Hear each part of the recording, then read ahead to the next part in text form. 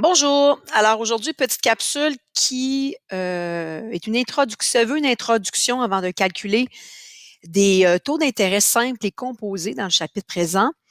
On se doit, avant de calculer les taux d'intérêt, de connaître certains mots de vocabulaire qui reviendront en contexte. Donc, c'est ce qu'on verra ici dans cette petite capsule.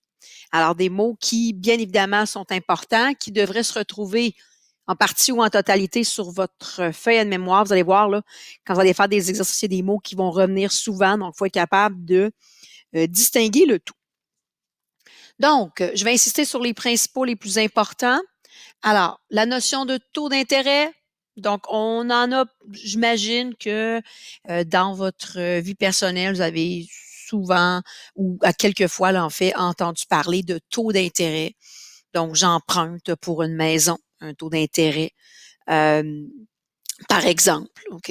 Donc ça, c'est le classique. J'emprunte pour une voiture. J'achète une voiture neuve, j'emprunte selon un certain taux d'intérêt. Donc, si vous portez attention, vous écoutez les annonces, par exemple, des concessionnaires automobiles, ils vont possiblement mentionner le taux d'intérêt annuel qu'ils demandent pour acheter telle ou telle voiture neuve. Donc, le taux d'intérêt, on l'appelle le I et c'est bien évidemment un pourcentage, OK? Qui est calculé sur le capital initial. Donc, par exemple, j'ai un placement, donc je place de l'argent selon un certain taux d'intérêt. Par exemple, si je place au départ, par exemple, je sais pas moi, 2 000 $ que je place initialement à un taux d'intérêt de 2,5 %, ben le C0, le capital initial, c'est le montant d'argent que je place initialement et le pourcentage, c'est le pourcentage que l'institution financière, par exemple, me donne pour mon placement. Les intérêts, ce qu'on appelle les intérêts, c'est l'argent qui est calculé sur un capital. OK? Donc, par exemple, si je place 100 $ pendant une année, par exemple, à un taux d'intérêt de 10 OK, ce qui est quand même majeur. Donc, je place 100 $ pour une année à un taux d'intérêt de 10 ben, si je calcule 10 de 100 $, hein, ça va me donner 10 $ d'intérêt. Ça, c'est le montant que j'obtiens, OK, qui est calculé avec le pourcentage d'intérêt donné après une année ici dans mon exemple. Le capital accumulé, qu'on appelle le CN, donc C pour capital, N pour ce qui est de la fin, c'est la somme d'argent qui est placée ou empruntée durant une durée quelconque, qui comprend quoi? Qui comprend le capital initial auquel on ajoute les intérêts. OK? Donc, par exemple, si je reprends l'exemple que je viens de vous mentionner ici, donc, si je place 100 $ pendant une année à un taux d'intérêt de 10 tantôt, je vous ai dit qu'on a 10 d'intérêt. C'est quoi le capital accumulé?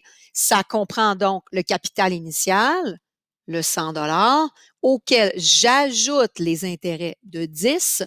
Donc, dans le fond, le capital accumulé après mon année, dans mon exemple, ça sera de 110 $. OK?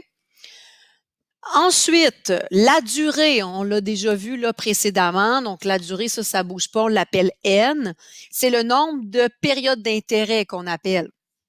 OK? Et ça doit être dans la même unité de temps que le taux d'intérêt. Donc, par exemple, je prends un placement je place 2 000 $ à un taux d'intérêt de 5 par année pendant 5 ans. OK? Donc, la durée ici, N, est de 5 ans. OK? La période d'intérêt, c'est l'année. OK? Et le nombre de périodes d'intérêt, ici, la durée, ben ça, c'est le 5 ans. Donc, c'est le total de la durée avec lequel je travaille ici pour mon placement initial.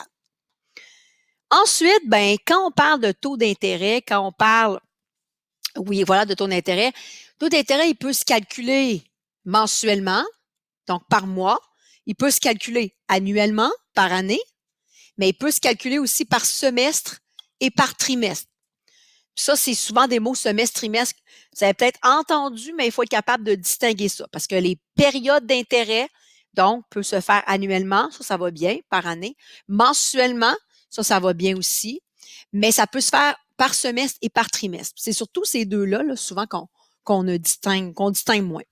Donc, semestre, c'est une période de 6 mois consécutifs. Fait que ce que ça veut dire, c'est que si c'est une période de 6 mois, j'en ai 2 dans une année. Des fois, on dit un semestre d'université. Donc, de manière générale, on a 2 semestres d'université ou de cégep, septembre à décembre, janvier à avril, 2 semestres par année. Donc, c'est des périodes de 6 mois. Donc, j'en ai 2 dans une année. Donc, combien j'ai de semestres dans une année? J'en ai 2. Des trimestres, ça dit tri 3, c'est des périodes de 3 mois consécutifs. Donc, combien j'ai de 3 mois dans mon année? Donc, si je vous écris rapidement les mois, janvier, février, mars, avril, mai, juin, juillet, août, septembre, octobre, novembre et décembre. Si le trimestre 3, c'est des périodes de 3 mois, donc combien j'ai de périodes de 3 mois dans mon année? Mais j'en ai 4.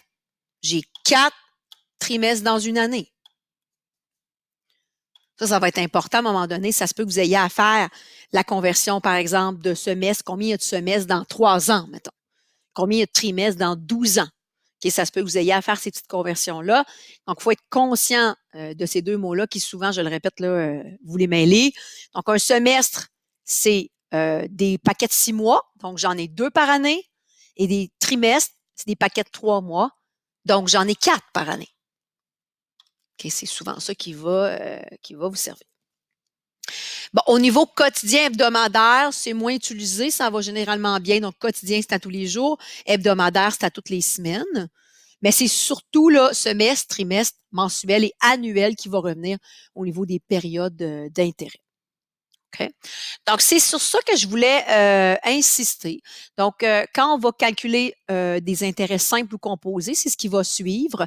Ces éléments de vocabulaire-là vont s'y retrouver. Donc, n'hésitez pas à vous référer à cette page-là pour pour distinguer les différents mots d'intérêt les différents mots de vocabulaire, oui, qui vont être importants là, dans cette section de matière-là.